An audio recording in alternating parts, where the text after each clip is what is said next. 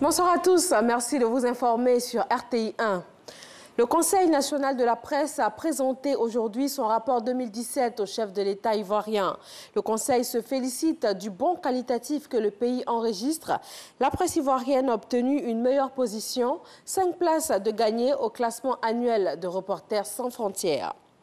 African Dream 2018, plus de 250 opérateurs économiques de la sous-région ouest-africaine, de la diaspora et des investisseurs français y prennent part. Cette rencontre, à l'initiative d'un pool de jeunes ivoiriens, se tient en France. Elle a à promouvoir la destination Côte d'Ivoire et à susciter les créations d'entreprises capables d'absorber un grand nombre de chômeurs. Le comité conjoint de suivi des recommandations du traité d'amitié et de coopération Côte d'Ivoire-Burkina Faso est en conclave depuis ce matin.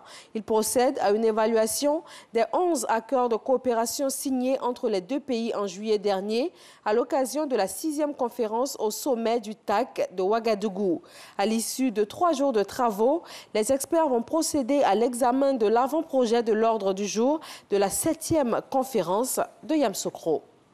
Exercice de gestion de crise en sûreté et en sécurité de l'aviation civile à l'aéroport Félix Houphouët-Boigny d'Abidjan. Conclusion, c'est un aéroport qui répond aux normes de sûreté et de sécurité internationales selon des experts de l'Autorité nationale de l'aviation civile et du gestionnaire de l'aéroport. Francis Boifo.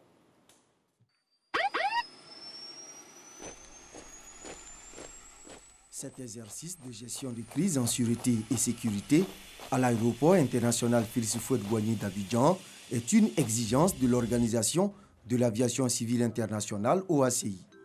Il a permis de tester la réaction générale des différents acteurs intervenant dans le plan d'urgence de l'aéroport. Le ministre des Transports Amadou Koné et son homologue du Niger, Mahamadou Karidio, est venu de Niamey pour assister à l'exercice. Dès le déclenchement de l'alerte, le comité de gestion de crise réuni au centre des opérations d'urgence a agi avec professionnalisme à la satisfaction des ministres. La simulation a débuté par une prise d'otage à bord d'un avion et l'introduction d'un colis piégé dans le hall public de l'aérogare. Elle s'est achevée par un assaut de l'unité d'intervention de la gendarmerie nationale et l'extinction d'un incendie provoqué par les terroristes. Au terme de l'exercice qui a été un succès, les experts ont noté que la Côte d'Ivoire est une destination sûre puisque l'aéroport Félix Houphouët-Boigny d'Abidjan répond aux normes internationales de sécurité et de sûreté aéroportuaire.